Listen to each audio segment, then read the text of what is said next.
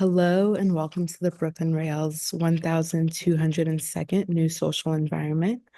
I'm Magley, a programs associate here at the Rail, and I have the pleasure and privilege of being your MC today for a conversation featuring Rachel Stern and Ksenia M. Soboleva. And now I'll introduce today's guest and host. Rachel Stern is a New York-based photographer whose work considers the intersections of beauty and power. With a constructivist approach, she uses in-camera techniques to create transformative images. Her current project, One Should Not Look at Anything, was recently exhibited at Baxter St and published as a catalog by Matt Editions. And our host today, Dr. Ksenia M. Soboleva, is a New York-based art historian specializing in queer art and culture. She holds a Ph.D. from the Institute of Fine Arts at NYU with a dissertation on art, AIDS, and lesbian identity in the United States. Soboleva is currently working on a book project titled Friendship as a Way of Art, Queer Identity and Visual Citation, and co-editing with Svetlana Kitto, the first major publication on the lesbian gallery Trial Balloon. Her writings have appeared in the Brooklyn Rail, Magazine, Hyperallergic, Ursula Magazine, as well as various exhibition catalogues and artist monographs. She teaches at the New School and NYU. And with that, I will hand it over to Ksenia to get us started. Thank you so much, Magley, and thank you to the entire team at the Brooklyn Rail for making this possible. And thank you to everyone in the audience for joining us today. And of course, thank you to Rachel for being here and for the work that you do. And huge congratulations on your beautiful show at A Hug from the Art World Gallery. So I'm just recovering from a little cold, everyone. So please forgive my raspy voice today. But Rachel, I heard you several times characterize your work and your artistic approach as a matryoshka, which is a Russian nesting doll, meaning that there are multiple layers of meaning in every photograph, and the most outer layer is that it's an aesthetically pleasing image, but then every additional inner layer reveals additional references, symbolisms, techniques.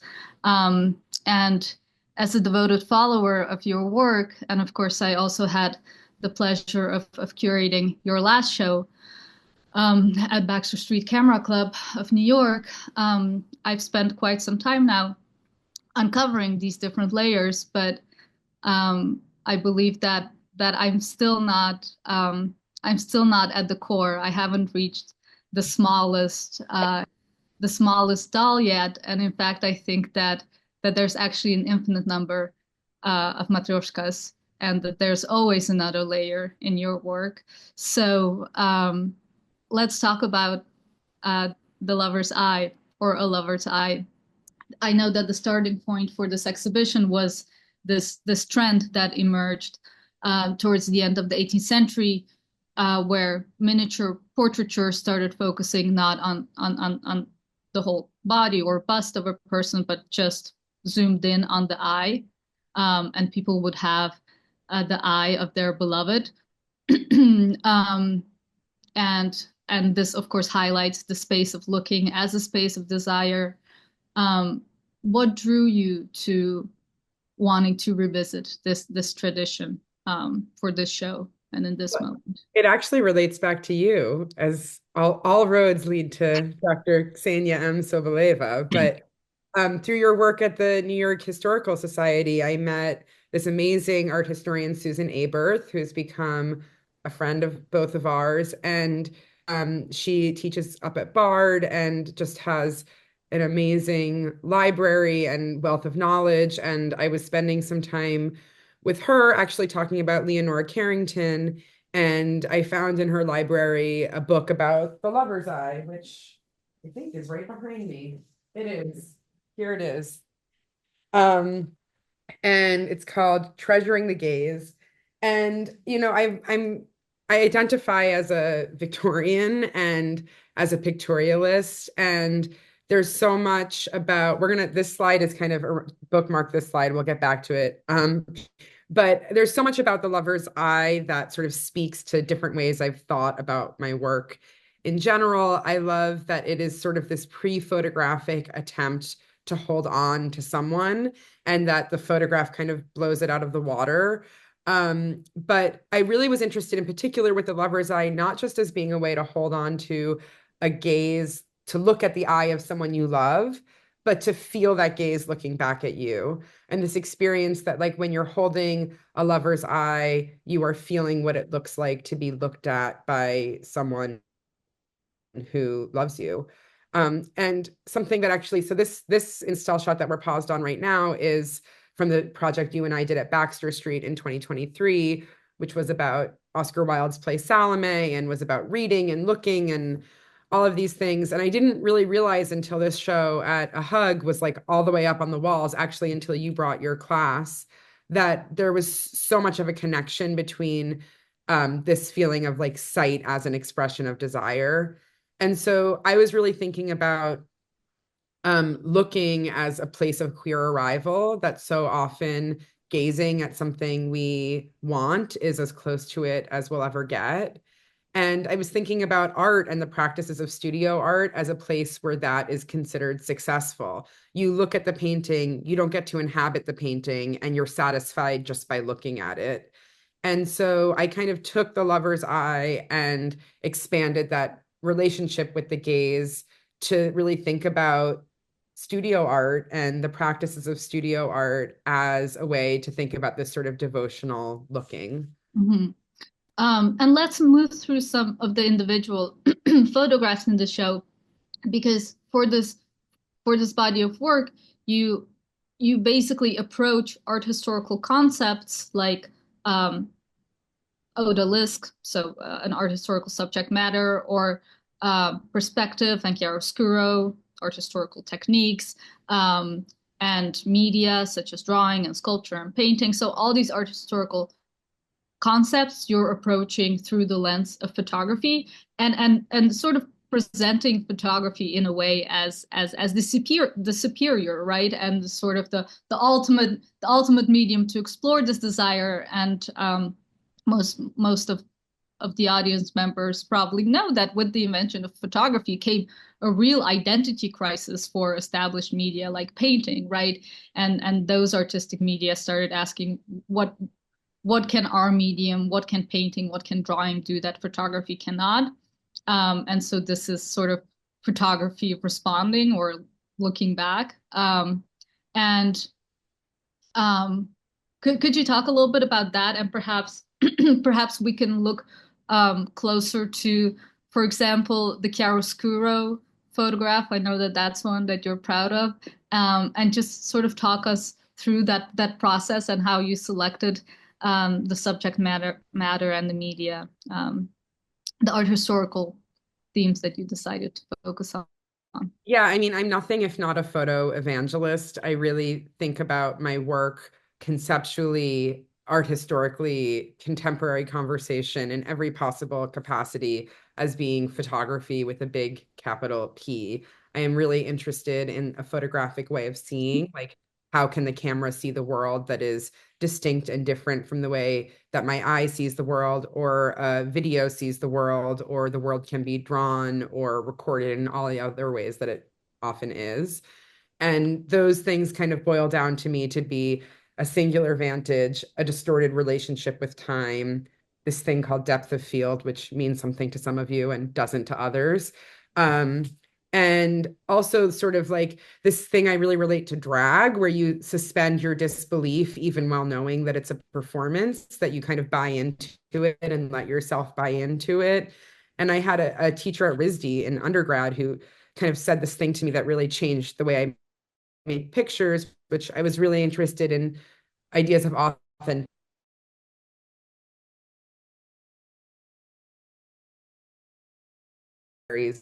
etc. And this person was the photo history theory professor. And he said to me, these notions of real and fake are sort of nullified by the surface of the photograph, inside which everything is a real photograph.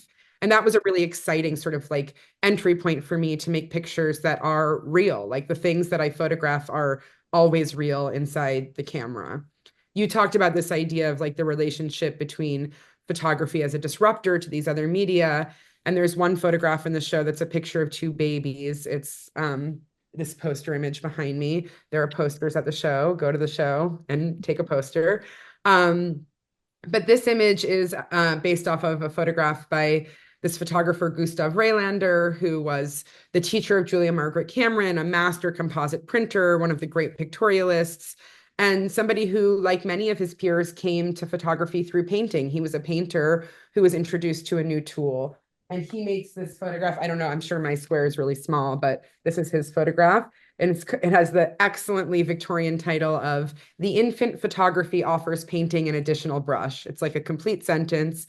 And there's this little baby leaning over a camera, handing a brush to the adult hand of painting, which is reaching out to accept this new tool. But in my version of the image, painting is just another baby, and photography is like disinterested in that relationship and completely consumed with its own bright vision. These are my nieces, Rose and Razel. And I was really interested both in like referencing this very photo specific historical moment and taking this idea and sort of trying to continue the conversation between photography and these other media. Um, like we, in an academic context, started as a class in graphic design. Like photography has this kind of weird history of being in the gasp, dare I say it, liminal space between fine art and craft.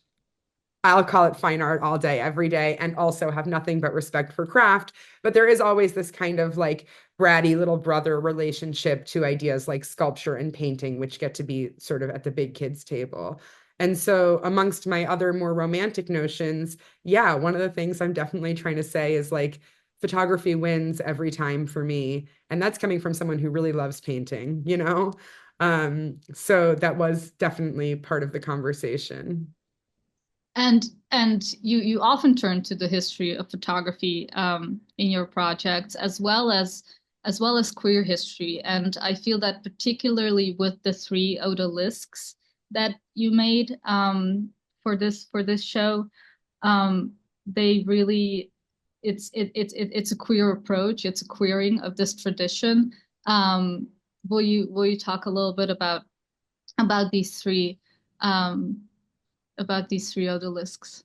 Yeah, so an odalisque is a traditional painting pose.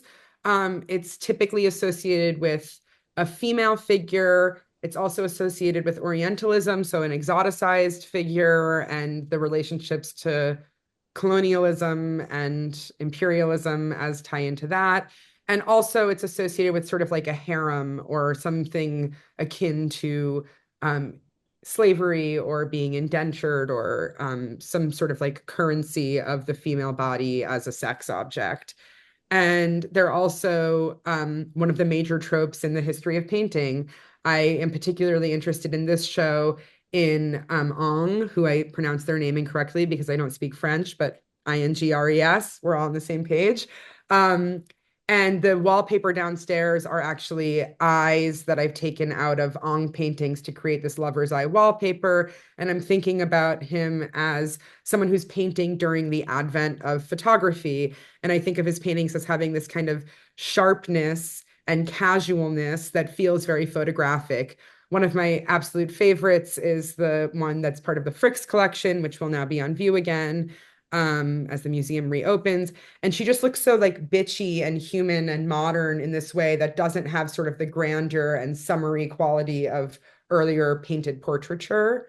And of course, in this image of my dear friend Joseph, we have an Ong postcard of the Grand Odalisque, one of his most famous paintings, tipped into the front of the image to sort of reference that history. But I wanted to make these like male, masculine odalisque figures. And so the pose is actually borrowed from a Peter Hujar photograph. I really also kind of liked this space between something that's really seductive and relaxed and kind of like a oy vey moment somewhere in between like catastrophe and seduction. Um, And then I wanted to sort of repeat the body in that same pose in a shifting but similar context to really think about how just the gesture of the body being displayed in this context ties us into this entire legacy of how the body and gender are consumed through imagery. And I think just that act of photographing someone, right, exists in that tension between uh, what you mentioned about ecstasy and catastrophe, basically. Um, Totally. I tell my students all the time, like one of the best reasons to photograph someone is that you just want an excuse to look at them. And Carly Rae Jepsen is one of my all-time most important influences possible. The poetry is unparalleled. I don't think anyone has ever been more alive on planet Earth than Carly Rae. And of course, she famously says in the great song Call Me Maybe, it's hard to look right at you, baby. And if there's ever been anything more true, tell it to me. But I really feel that like in that dark tunnel of the camera, with that mediating space between us, it gives me permission to really like look at people in the way that I wish I could look at everyone all the time, but being a social, polite person doesn't allow us. yeah, and I like to quote Mary Kelly, who I'm paraphrasing, but she said something along the lines of, because the space of looking is defined by lack, that space is a space of desire. And of course, desire itself um, is constituted by often constituted by that lack. That you can never truly possess the thing that you desire. Um, and I don't think we mentioned yet that these are all that none of this is digitally manipulated, that the thing that you're seeing of the gemstones floating in space is actually created in real space in front of the camera. And I don't know if you want to reveal how you do that, but will you talk us a little bit through your process, not necessarily with this image, but maybe actually the photograph of your dad's hand, the sculpture photo is maybe a good one. Yeah, so these all have the same trick that I used to make the previous body of work, which is really just shooting through a series of windows. So in an image like this, I'm attaching these gems to an acrylic panel, and really I'm like lining my head up with my subject with the camera directly behind me, closing one eye and then trying to approximate where the camera would see to make the gems kind of flow with the body of the subject. And same thing with the postcard. They're from my collection of postcards that I amass in these albums. Again, I'm like a Victorian. I have albums of postcards.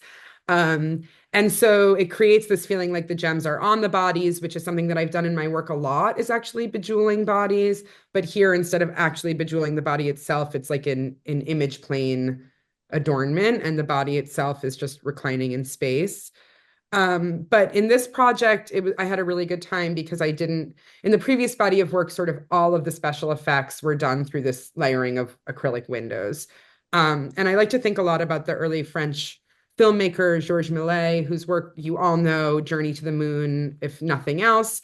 But he did this like transformative magic inside the space of the cinema that we would now just call basically stop motion animation, but he would run the camera, stop the camera, make a change, run the camera again.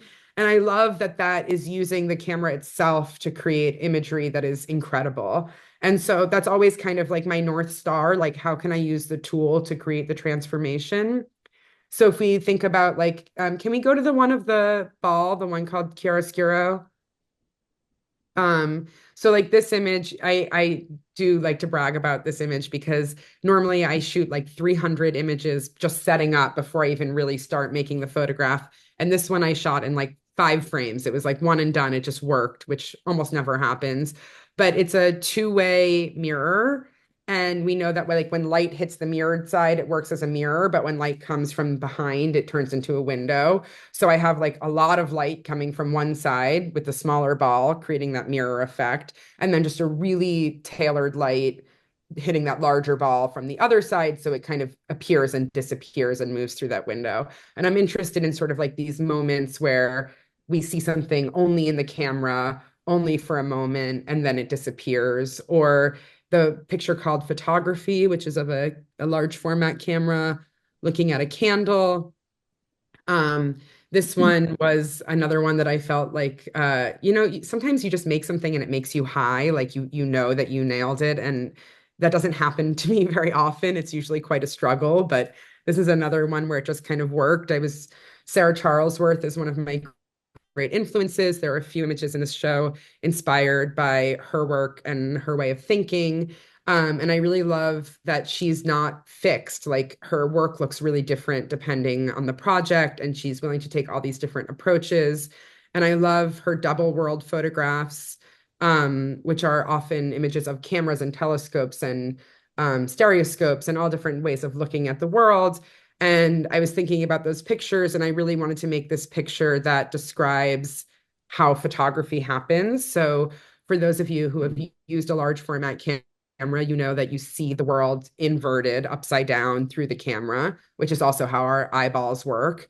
And in the case of our eyes, our brain flips the image to be right side up so that we're not falling down all the time. And in the case of most cameras that you use, they're like a SLR, that R means reflex. There's a mirror inside that corrects it. In the case of a view camera, it's just a box. So you see the image upside down, but you would only actually be able to see this if you were inside a hood, like in the dark space of the camera. And so I wanted to illustrate that in a way that you actually wouldn't be able to see from this sort of third perspective of a second camera. So here I have a real candle that the camera's pointing at. And then the camera opens up. It's just a box inside. And so I took an electric candle and just taped it upside down to the glass and then closed it back up and hung this curtain to kind of indicate the hood you would go underneath. And so here we have like an illustration of how a camera works that only another camera could see. Mm-hmm. And I think that sort of play of looking is actually just the fun part for me. Like you talked about the Matryoshka dolls, which I always feel embarrassed to pronounce to you in particular because my Russian is non-existent. But one of them is that like I want to make work that I have fun making. I think about like Sally Mann's Art 21, where she says this thing where she's like, maybe it was fun. Can you imagine that? And solving these kinds of optical puzzles is like fun, which is worth a lot to me. And I think these little details and tricks function like a lover's eye, because they're these little details that are recognizable to those who know the subject intimately. Somebody who knows about photography knows that you would never be able to see the candle on the right. Someone who doesn't might not even know it's a camera. I mean, it's kind of, the object itself is a little bit obtuse. Exactly.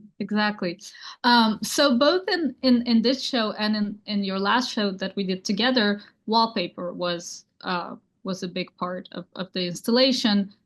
In this show, you even have two different wallpapers.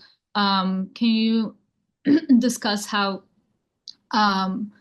you created these images and what informed the composition and yeah. Who are we looking at in this one in particular? So I had like two transformative experiences in my youth that I cite as the moments that I like knew I had to be an artist. One was the Richard Avedon retrospective at the Met, and the other was Matthew Barney's Cremaster Cycle at the Guggenheim. And in that experience in particular, like we were in town for Passover or something. My parents took us to the Guggenheim just because they were taking us to a museum. Nobody was like intentionally going to see Matthew Barney. And I remember walking in and I saw some sculptures and some photographs and some drawings and some videos. And then I watched the videos and then I looked back down and I no longer saw sculpture and photographs and drawings. I saw artifacts, like they were transformed before my eyes. And that was an incredible, in the art world, we call that world building, whatever little term you want to use to refer to that.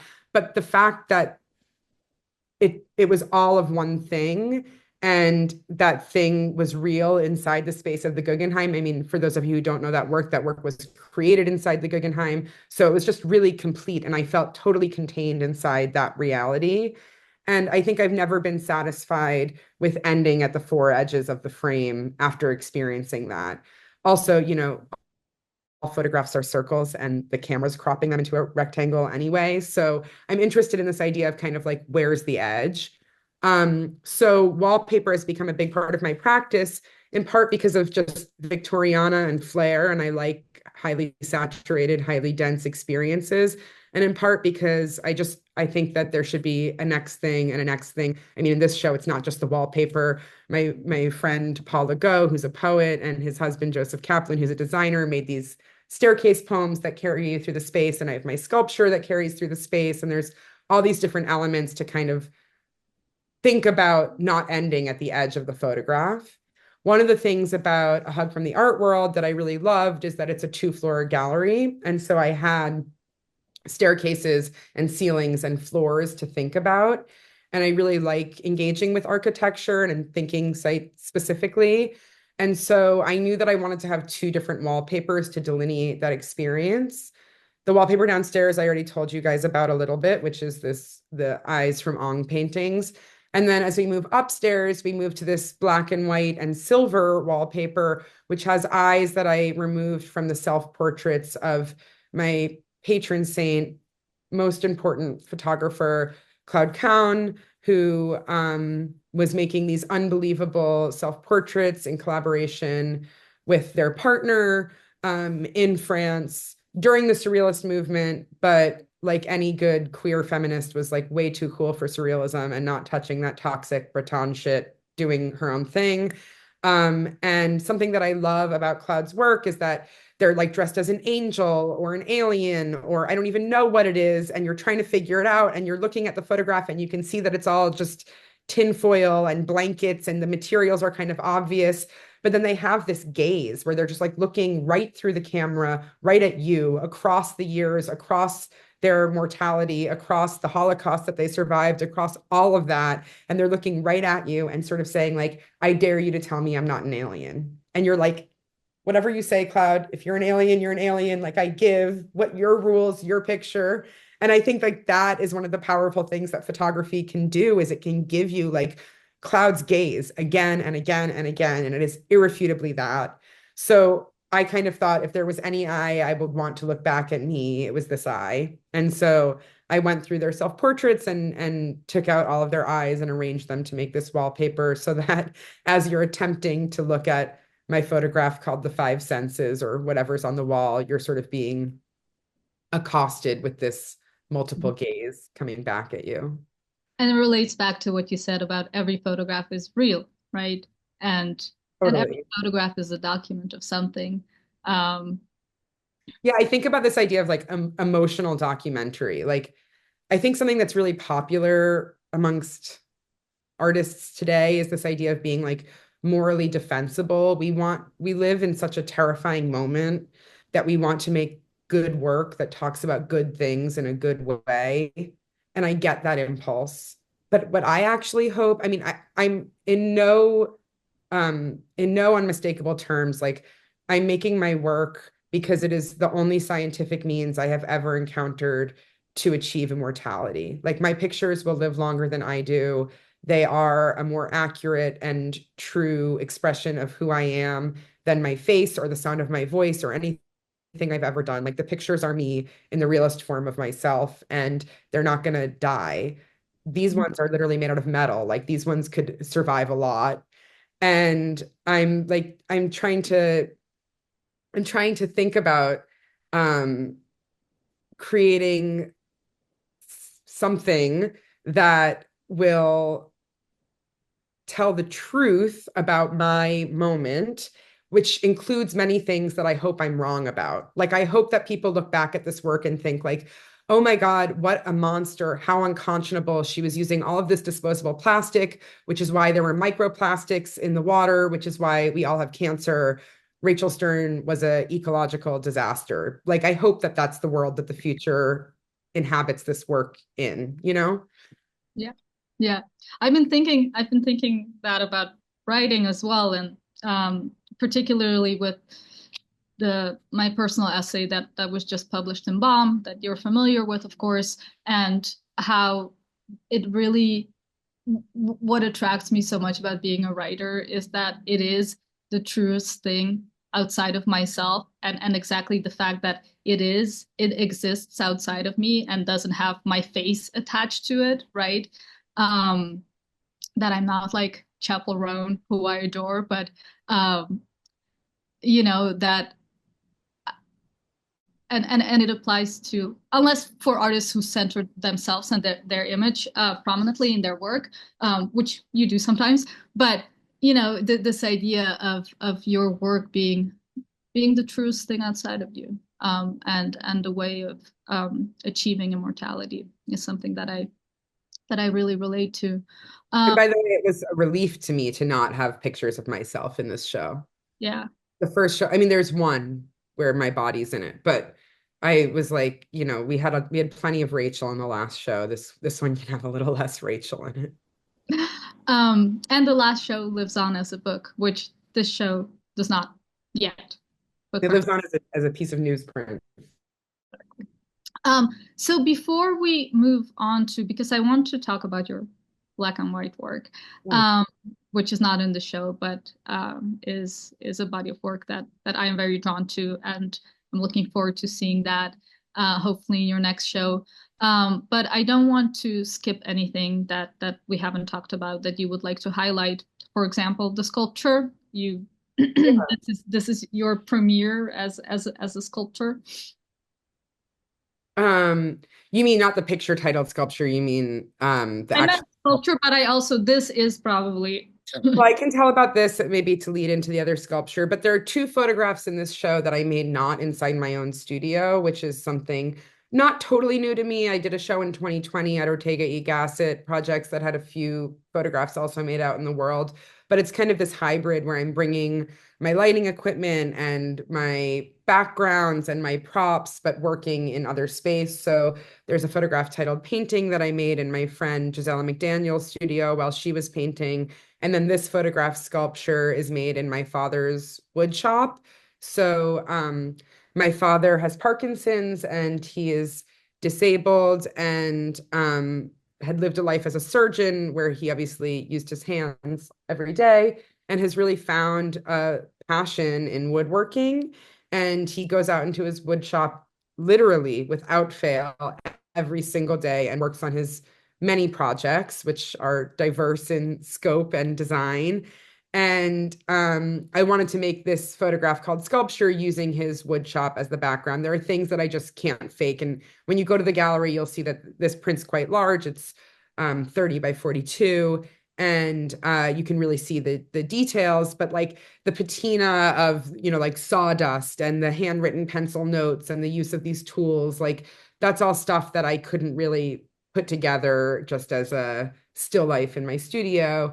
And that's something I did actually throughout. Like I teach at a school in Schenectady called Union College, which has this really beautiful, idyllic art department. It's one of the oldest colleges in the country. And for a lot of these images, I borrowed sort of like the props from the drawing studios or tools from the dark room to sort of assemble these things that had actually been used. And this photograph also includes my father's hand on the left, and then on the right, the hand of his friend John, who comes to help him. And I just think like, there are so many times when it's hard to make work. I think especially in the world we live in right now, it can feel really heavy to just decide to engage in a creative endeavor. And when I'm feeling that way, I really think about my dad and the fact that, like, without fail, he just gets out and does it. And I read my students at the beginning of every class, Sister Karita Kent and John Cage's rules for the Immaculate Heart College Art Department, which is a tongue twister to say. And one of those rules is the only rule is work. It is the people who do all of the work all of the time who eventually catch on to things. And there's never been a truer rule. And I really am inspired by my father and his work ethic, but also by his willingness to ask for help. I think like that's another thing. So often we're expected to be sort of these like vertically integrated, self-sufficient beings that can do all of the parts of our practices and answer all of the questions. And I just don't think that that's a realistic or effective way of making things. And so this image describes both of those kind of gestures to me.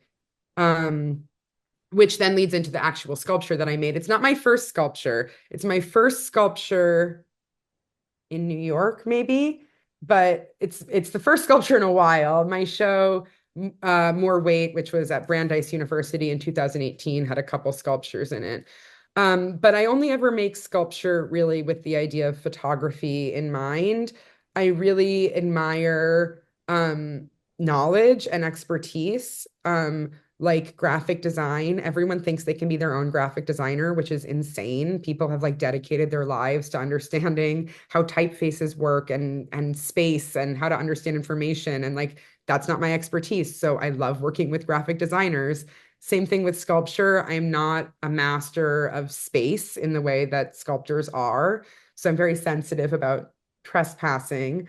But the sculpture that I made for this show, I was really interested again in like the two floors of the gallery space. And I knew from the moment that Adam and I agreed to do this project together that I wanted to in some way engage the two floors. One strategy was these two different wallpapers, and the other is I really wanted to break through the ceiling. So on the first floor of the gallery, there's a table with a Wedgwood vase and a flower stem that squiggles up and hits the ceiling.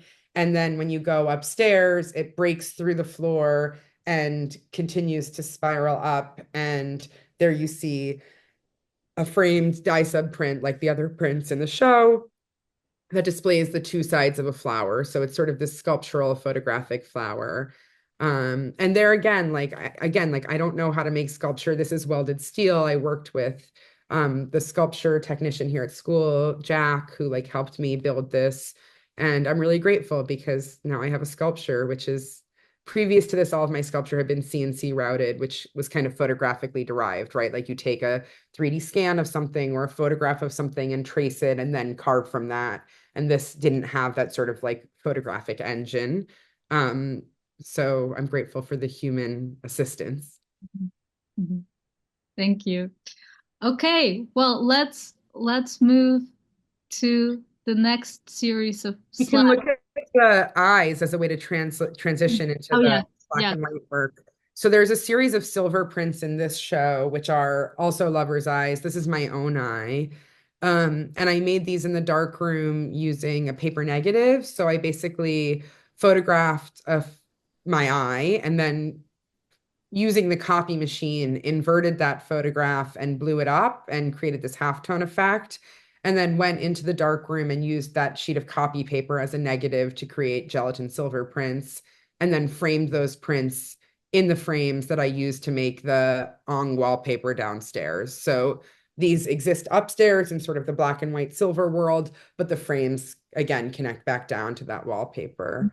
And I have like a long secret life as a black and white photographer where I've been building this body of work, which is the next thing we're going to look at for, I don't know, almost 20 years, which is so wild how quickly that time builds up. Yeah. Um, And what's so fascinating to me is that, your studio photography is, to my knowledge, always or almost always in color.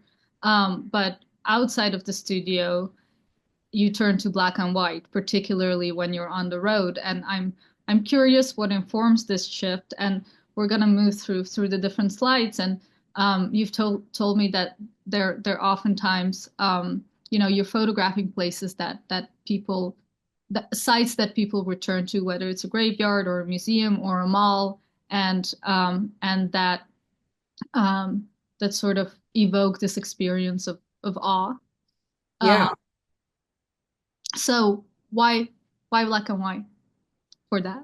So, I mean, one of the things is the camera, which obviously, I mean, how tragic was this? Did you guys see Sweet Pea and Sweet Pea 2? This Yeah. is the pet cemetery in LA. I mean, what a lack of Yeah. romance. I mean, I, just go for number two. Just so brutal. Poor Sweet Pea and Sweet Pea too. I mean, that's how people named their children for a long time. Just keep going until you get the right one. Junior, yeah. Um, so part of it is the camera, and obviously I could put color film into my camera, but I shoot with a camera called the Mamiya 7, which is a rangefinder. And just to give you a sense of what that is experientially and how that's different from the studio, when I'm shooting in the studio, I'm shooting tethered to my computer. I am checking every single detail of every single element of the frame. It's about precision. And like I said earlier, I'm literally shooting hundreds of images before I even get the image set to start making the real image. And sometimes that means then switching to a large format film camera and shooting the image again in color film. But the point is, it's a very long and highly tailored process before I arrive at the final product. A rangefinder is a type of camera where the focusing viewing mechanism is not actually even connected to exactly what the lens sees. It's like an approximation. So when I make these photographs, it's kind of like it's like something like that.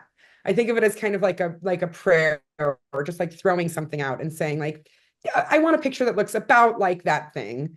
And it just feels like a freer and different way of imaging the world.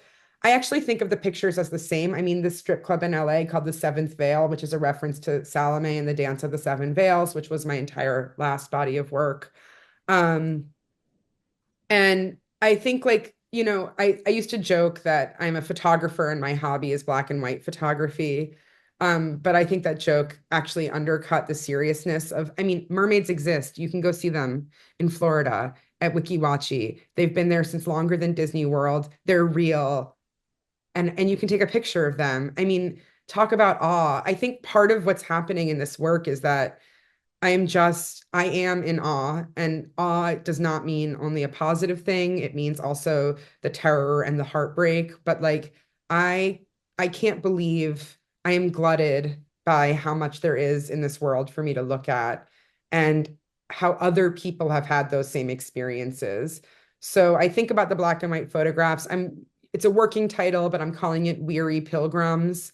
And I'm interested in sort of the idea of a pilgrim as a person who returns to a site again and again, and that requires a journey, which could make one weary. But the result is that you get to see something, see it's connecting back to the work and be in its presence and have it look back at you. Um, and so these pictures are made in all different contexts. And I am interested in sort of like the evidence of a collective experience, Oscar Wilde's grave being wrapped in plexiglass so that the kisses all land on the glass. So insane. If there's anybody who's ever died who would want people to piss on their grave and cover it in kisses and smash bottles on it and fall asleep at it, it was Oscar Wilde. I'm so offended that they wrapped this thing up in plastic, or glass or whatever it is. But also it does leave this very beautiful evidence of all the smooches that have been left behind. And I'm just kind of trying to like record the ways that we as a general people have marked our experiences, but never with people. That's kind of the plot twist. And that's something you and I were talking about before, is that whereas my work in the studio is so often portraiture and so often about looking at someone, my work in the world is like waiting till everybody has walked out of the frame and getting that 1 second when you can see the thing clearly without all the tourists or whatever else. I mean, a lot of the places I'm going to are tourism sites. Mm-hmm. Yeah. And there is this tension between, yeah, the animate and the inanimate. Like oftentimes there is sexuality is evoked through these inanimate sculptures, and it feels both mundane but also unsettling. And I think about you traveling through these sites, um, and I'm wondering, what throughout all these years, what these sites of the American vernacular visual culture have taught you about American culture at large and the sort of value systems that are embedded um, in this imagery, if that makes sense. Yeah, totally. I mean, I think like one of the things that is part of the camera is the way that it, to use a negative term, colonizes, and to use a positive term, explores. And it's doing both of those things at the same time, always. But, I follow my camera into the world, and it's kind of like the camera is the excuse and the companion, and it's like the reason why I'm in these places is because I'm photographing. And maybe that's sort of like like part of it is like yeah, I think excuse is the real word. Like I want to go to the Sex Museum in Amsterdam, but I need to give myself an excuse to walk through the door. Wait till this next slide if they're in the right order. Let's see it happen. Oh, the Yeah. lights over Marilyn Monroe flash on and off. I mean, that's so great.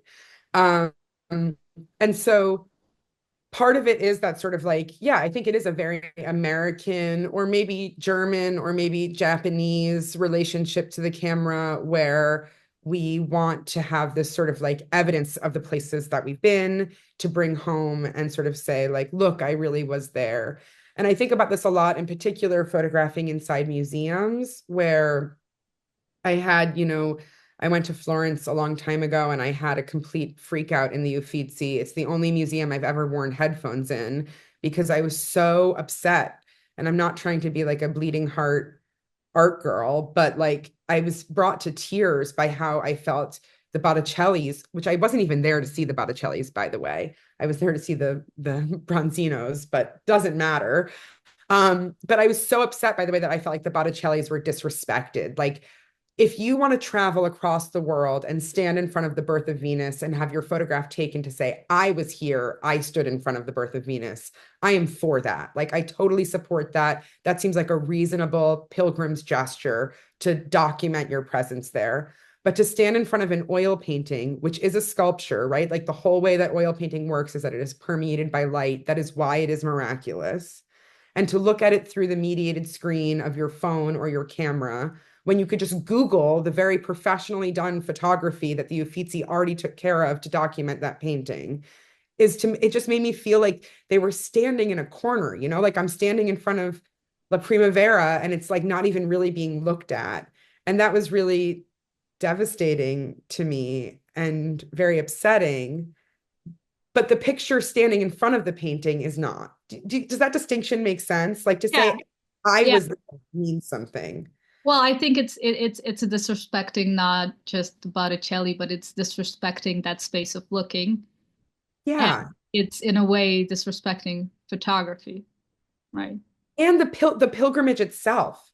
It's like, my God, like you came all the way here from Chicago or from Hangzhou or from Accra, wherever you came from, like you came all the way across the world to Florence and you waited in that god awful fucking line. Oh, sorry, bad line that we all suffered through. And then you shuffled through and you got here and you're not even going to look at it. And I think that like that's one side of it. And then to your point about it not respecting photography, and I do think it's also a reason why I'm shooting film is that it's not digital. There's no screens. I'm really looking through a tunnel at something. I feel that it is a real way of looking. I also think that people often say, like, oh, be in the moment, put the camera down, like, come join us. And that's also something I reject. Like, I am in the moment and in the world through looking through my camera. And it allows me to look more closely. But I also think that that does give me, like, the other side of that is that it gives me moments where I, like, put the camera down and look at the Botticelli and see the light permeating the oil and glowing. And it's like, both of those things. Mhm. Um, Yeah. And you often take buy postcards of the works that you appreciated in museums, and then those are incorporated into your photographs, as some of you may have noticed in the odalisks. Rachel, what would be your dream way of installing these? Your dream exhibition for the black and white work? Rotunda of the Guggenheim. Really? I just want the rotunda because people do weird stuff. I like weird architecture. Okay. Rotunda of the Guggenheim, maybe, I don't know. I haven't thought it through. I just wanted to say Rotunda of the Guggenheim. No, the real answer, now that I've gotten my glory moment out of the way, is like 8 by 10 silver prints. I think that they should be small. Do you guys know what this house is? It's where the Root of Evil murders happened. It's like, anyway, a lot of spooky stuff happened in there. Los Angeles, wild town. Um, I think I love small silver prints. When I was in school, I was always making huge silver prints. I built a mural printing darkroom in my apartment in Providence, Rhode Island, and I was making 4 by 5 foot giant silver prints, and that's very cool. And I love that. And as I said earlier, Avedon was a huge influence on me, and those huge silver prints are like insane. But the older I get and the more of these images I make, these images in particular, like I want there to be a lot of them. I sent you a GIF of A Clockwork Orange when he's like in his like torture chair with his eyes cranked open being reprogrammed. And that's sort of, maybe that's my ideal installation of them is somebody gets strapped into a torture chair with their eyes peeled open, and then they're forced to look at every single one. But I think small silver prints is the real answer. Mm. Little 8x10s, beautifully printed. I love printing in the dark room. Um, but part of the problem with this work is that, I let my archive get ahead of myself, and I have thousands and thousands of photographs that I have to engage with and print and really shape into something, which also leads me to a book. I mean, I do think that at the end of the day, and Matt and I, who has published my previous books, have talked about making like a really small, thick book that almost feels like a novel, where Mhm. you're just looking through the little photographs. Mhm. Yes. And you also published some of these in the Brooklyn Rail last February. Yeah, As part of and I make little zines for Valentine's Day. Oh Um, yes, and we have a little video of that as well. yeah, that's a little last slide. We'll show you that. But we don't have to rush to it. I think like, yeah, like this is a Frank Lloyd Wright windmill at Taliesin West. I'm sure I didn't say that correctly. That's called Romeo and Juliet. And structurally, it's designed to blow into itself to support itself, which is just so romantic. And then the previous slide is this like insane museum in Miami called the World Erotic Art Museum that's like founded by this like woman who was a Holocaust survivor who had all this money from her husband and wanted to buy erotic antiques, and then sort of spiraled into this like museum of art smut where you can literally see Boucher and Rembrandt and also these sculptures. And I just love museological logic. And I do think that these photographs as a body of work follow that type of museological practice in and of themselves. Like it is me curating the things in the world that I think are worth looking at. Like part of what I'm saying is like these are things that I think you should look at again. Mhm. And I know that you are such a devoted professor, and your students love you. And as somebody um, who is at their heart a romantic, what is your advice to students and to emerging artists in our current moment? What is the romantic Rachel's turn?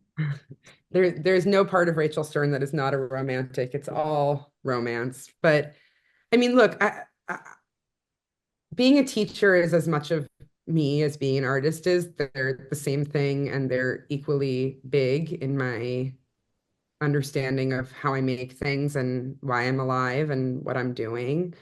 I was safe to say anything I wanted or not say anything, to show up somewhere or not show up somewhere, to write it or not write it. Like people could disagree or think I was a jerk. I can think of some stuff I said in grad school that people did not like. And, I had to live with that, but I could say it. And we're now in a moment where that's like not totally true. And that is really mind blowing to me. And something I was saying to your students when they came to my show is that I think that all of that might lead us to a place where we trust each other less. And I just really hope that our students find themselves in the opposite place and really look at the other people in the room with them and understand that that is the best resource they have in their entire institution are their peers. It sounds so kumbaya, and I don't know if my students believe me when I say it. This is an animatronic that flashes you at the Sex Museum in Amsterdam. It like rushes out at a window and flashes you. It's very scary. Um, but I actually do think it's just like the cold, hard truth is that this is a moment to like trust each other more and believe in each other more. And something that I think young people are often concerned about in photography is the predatory nature or the predatory potentials of the camera to harm. And I just want to encourage young people holding cameras to believe the opposite and to understand that like the Bank of America ATM is photographing you all day, every day, and that has a lot of potential to harm. But the cameras in our hands are our ability to engage in discourse and to be present with each other and to hold our own record and, to put a very blunt point on it, like Rodney King was a flashpoint because someone happened to be there with a camera. The Black Lives Matter movement as it exists today exists because now we all have cameras. And I trust people and I trust artists. And I just really hope that, yeah, that young artists will lean into that. And also to work. It is the people who do all of the work all of the time who eventually catch on to things. And no matter how much you might feel overwhelmed by the world, keep making stuff. We need beauty. It's a tool of survival. Bread and roses. You need the roses too. Thank you so much, Rachel. Thank you for that. And thanks for wanting to look at the black and white pictures. You know, I care I about them love a black lot. and white photos. I can't wait to see your show of the black and white images. Yeah. Shall we oh, I love this one. Shall we close with it's already up. Do you want to say a few words about your Valentine's zine, annual Valentine's zine? This is Yeah, this year. Valentine's Day is the most important holiday. It's the best aesthetically and conceptually. Let love abound, let eros abound. Let's go. I'm here for it. And every year to mark the holiday since 2014, I've made a zine and I get to give it to people that I love and strangers and friends and people I admire. And this year's zine is kind of like smutty cell phone pictures I've taken in museums. Last year's was, I don't even remember, something. Marilyn Monroe was on So the last cover. year was black and white film. The year before that was the work from our Baxter show. So it's kind of a way of me just like summarizing what I've been up to and sharing it with my community. One of the things that I love about photography is that it is reproducible and flexible, and the stunningly produced dye sublimation prints that are in my show at A Hug from the Art World, all photographs, but so are the newsprint versions of it in the poster that I made. Like a photograph is always real. So I love ephemera and making things people can hold in their hands and walk away with and keep. And this is one of those things. And I sell them through my Instagram for donations to worthy causes. So if you want one, send me a DM and we can get one. And if you just like stuff, you should go to 18th Street, which is open Tuesday through Saturday from 10 a.m. to p.m. through the end of my show, which is on April 26th. But also the next show is going to be really good. So I'm plugging that too. The next show is my friend Brian Jabs. So go to that one also. And you can get a free newsprint poster, which becomes a giant picture of the babies. So that's my plug for zines and newsprint. Thank you so much. Thank you, Rachel, and congratulations again on the beautiful show. Everyone, please go see it at A Hug from the Art World. And we are going to open it up to questions now, and I'm going to see you soon. Thank you, Ksenia. I'm always so grateful to talk with you about my work. Thank you both so much. This was such a great conversation. We'd like to remind the audience that there is a link in the chat. If you have a question for Rachel, please submit it. And the first question is from Pepe. Pepe says, hello, dear. Our ongoing material, sensuality, and accumulation in the work recalls our late 20th century embrace of bricolage. Another sister, Annette Messenger. For you, I'd say put a blender in Angelo Victoriana, more continental, less rage warm. What do you think? Whoa, I think I needed to see it written down. I got the idea of putting something in a blender, which I would like to do, but I'm sorry to ask you this, can you read me that again? Or the end of it? I'm not sure what the question exactly was. I will post it in the chat for you. Great, thank you. I really appreciate that. Sorry, Pepe. Hi, also, and thank you for your question. Okay, I got it. Okay. Um,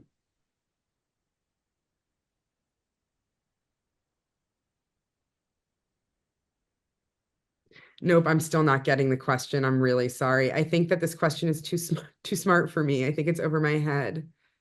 Is there any way that Pepe could unmute, or is that not how this works? I could unmute Pepe if they'd like to be unmuted.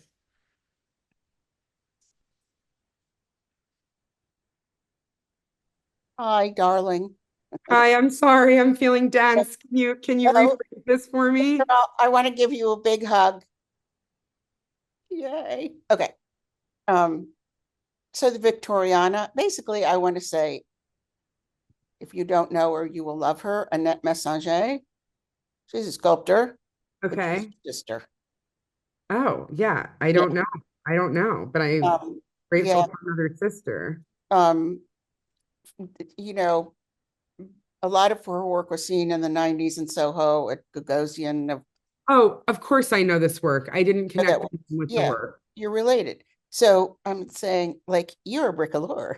And when you talk about Victoriana, I would say, what do you think? Put a big blender in the Anglo-Victoriana Ah, and bring it all over to the continent where you have love and lust and totally. rage and a lot of things that are completely unkempt. Totally. Yeah. Okay.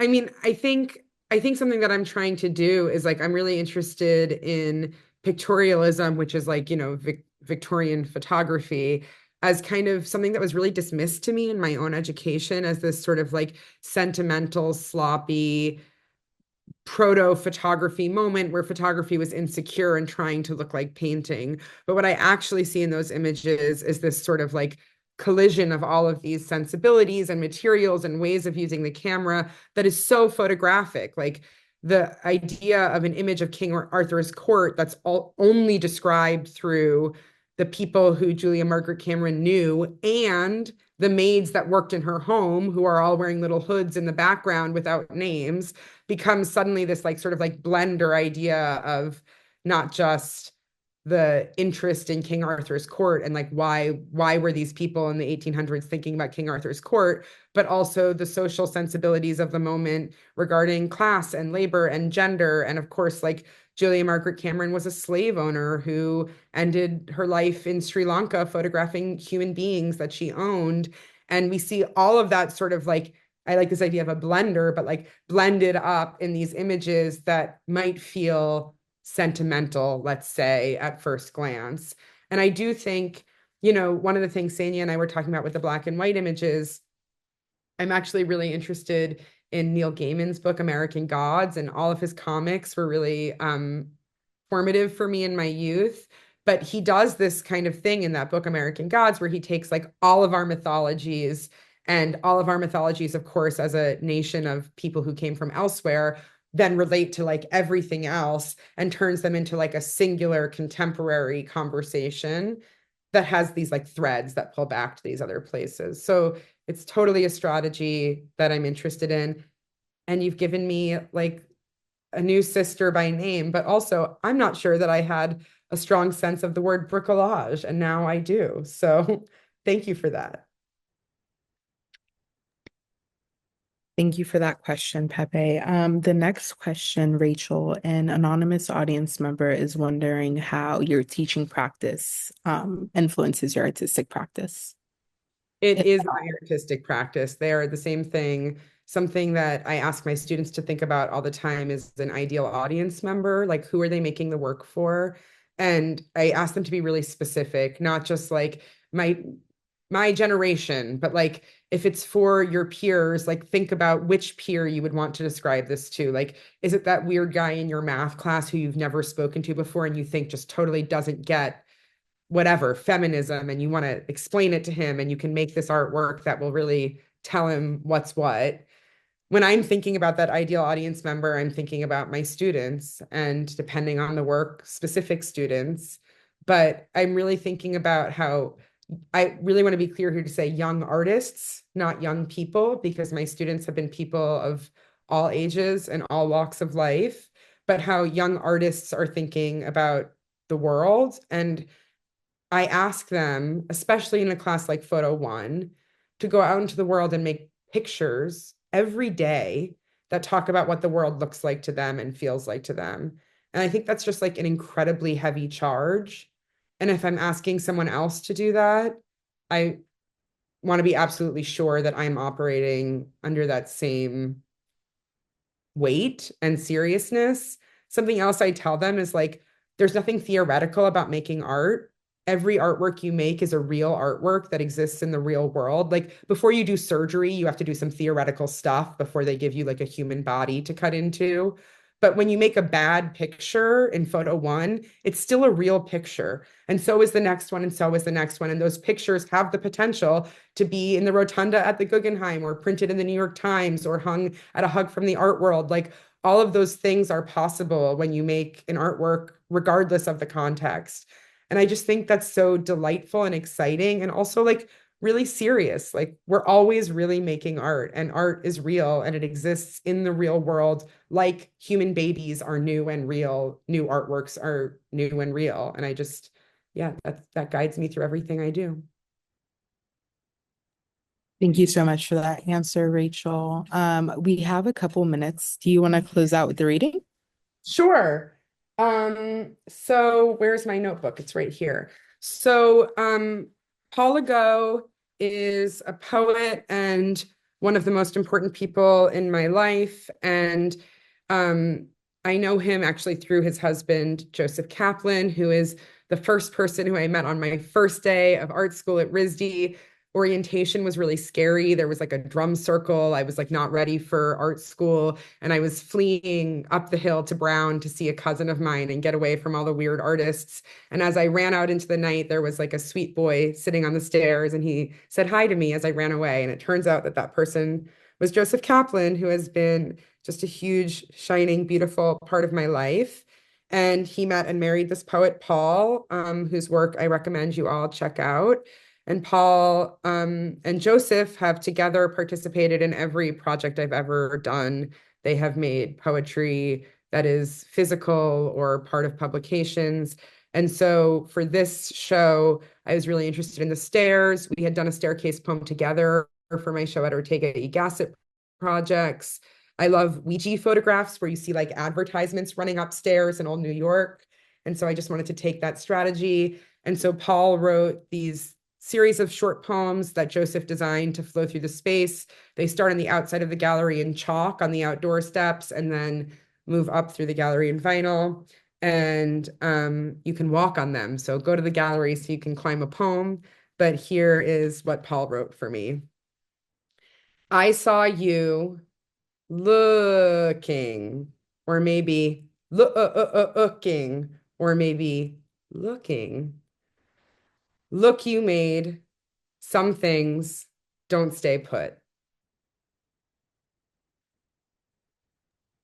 Thank you so much, Rachel. What a beautiful way to close us off. Thank you, Rachel, and thank you, Ksenia, for such a wonderful conversation. We'd also like to thank the Terra Foundation for American Art for sponsoring our NSE program and making these daily conversations possible, and for their support of our growing archive, which you can view on the Rails YouTube channel. The Rail has been free and independent for 24 years. A donation directly supports our writers, staff, and operations. Support our work through the link in the chat. And if you're free, join us tomorrow at 1 p.m. for a conversation with Dinez Smith and Mandana Chafa on Dinez's new book, Bluff. And as is Rail tradition, you can now all unmute and say hello and goodbye as you leave. Thank you both again so much. Thank you, everyone. Thank you so Bye, much. Rachel. Thank you. Amazing Thank you conversation. so much. Thank you, Rachel and Ksenia. That reading Thanks, at the Ksenia. end was amazing. Okay. Good. I'm so glad. Paul's a genius. Hi, Rachel. Oh, hi, Lily. And is that Maya? And is that Spencer? No, Ben Stern. Bye, everybody. Take care. Bye, all. You guys in